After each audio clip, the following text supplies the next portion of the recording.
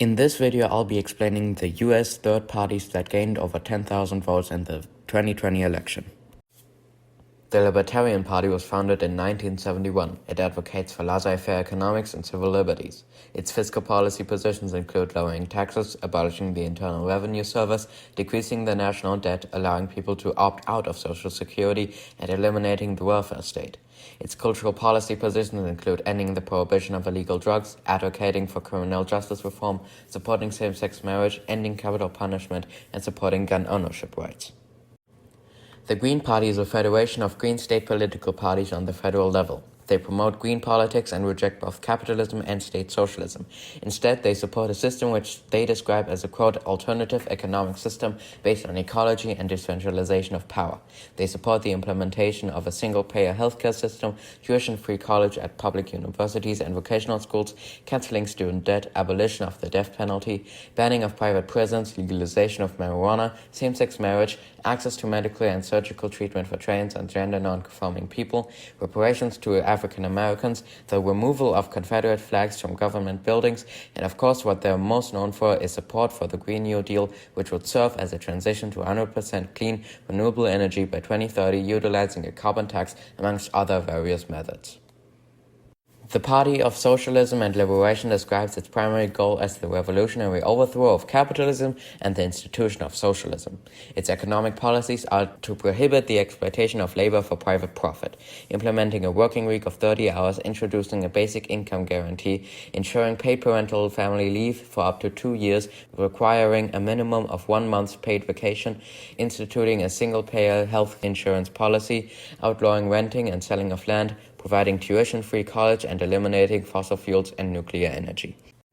In Leninist tradition, the PSL supports the right of self-determination. It reflects this in its foreign policy, which includes decolonizing the United States and granting independence to Puerto Rico, American Samoa, Guam, the Virgin Islands, and the Mariana Islands.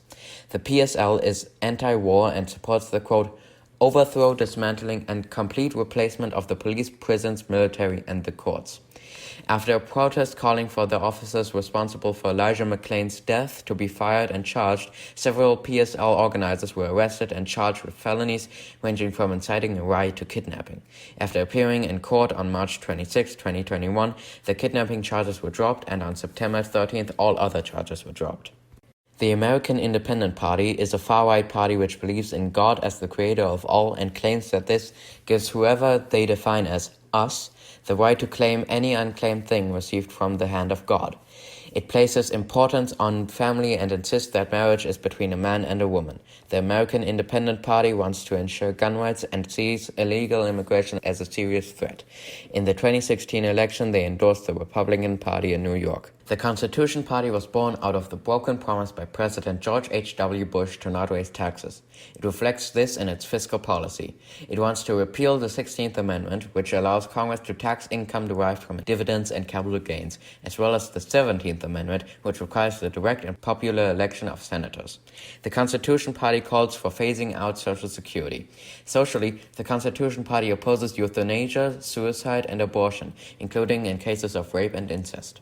They follow the Christian definition of marriage, which excludes same-sex marriage. They also believe that charitable giving is most effective when conducted by private parties.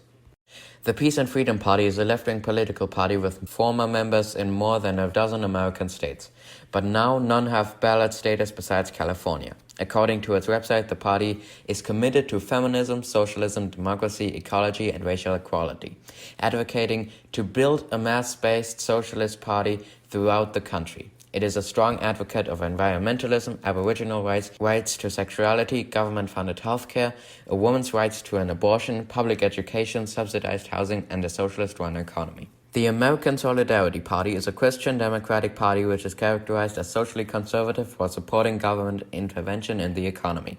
They emphasize the importance of strong families, local communities, and voluntary associations. It favors fiscally progressive policies that seek widespread economic participation and ownership. Well, this one should be obvious.